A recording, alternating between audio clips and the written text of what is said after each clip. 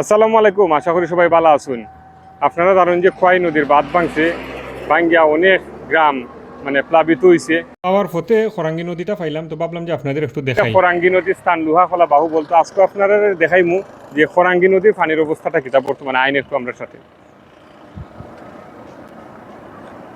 অনেকে দেশ বিদেশে যারা আছেন উদ্বিগ্ন তখন দেশের খবরের লাগে, বন্যার খবরের লাগে, বিশেষ করে যে অবস্থা খোয়াই নদীর বাঁধ ভাঙ্গিয়া ওই যে লস্করপুরের এদিকে অনেক গ্রাম প্লাবিত হয়েছে। তো দাওয়াত আসলাম, ভাবলাম যে আমরা খরাঙ্গির নদীর বর্তমান অবস্থাটা আপনারা দেখাই যে কিতা অবস্থাও দেখুন খরাঙ্গি নদীর অবস্থা মোটামুটি আরও পানি বেশি আছিল। এটা আজকের আপডেট হয়েছে, এটাও দেখুন খানায় খানায় পরিপূর্ণ আছে। আরও যদি জোর বৃষ্টি দেয় পানি আশেপাশের গ্রামগুলাতে যাইব, আরও এরপরও পানি উঠছে, কিছু কিছু জায়গায় পানি উঠছে। অনেকে জাল দেওয়া মাছ ধরতেছে, যেটা গ্রাম অঞ্চলের একটা কমন দৃশ্য। এটা হইছে খরাঙ্গি নদীর আপডেটটা আজকে দেখাইলাম, আর পরবর্তীতে আমরা আরও অন্যান্য আপডেট দেখানোর চেষ্টা করবো যতটুকু পারি।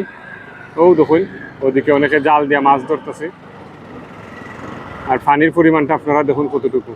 তো ওই ভিডিওটা আপনারা শেয়ার করে দিবা। আর এটা খরাঙ্গি নদী লোহাখলা বাহুবল ঢাকা সিলেট হাইওয়ের মধ্যে যে ব্রিজটা, ওই ব্রিজের মধ্যে আছি আমরা। ওইদিকে দেখুন 6 লেনের কাজও চলতেছে, এদিকে 6 লেনের কাজের যে অগ্রগতিটাও একটু দেখাইলাম, সাথে সাথে আশু বন্যার যে পরিস্থিতি, নদীর পানির অবস্থাটা দেখাইলাম। দেখি আপনার কাছে কেমন লাগলো জানাইবা কমেন্ট করে। ভালো থাকবা সবাই, আল্লাহ হাফেজ।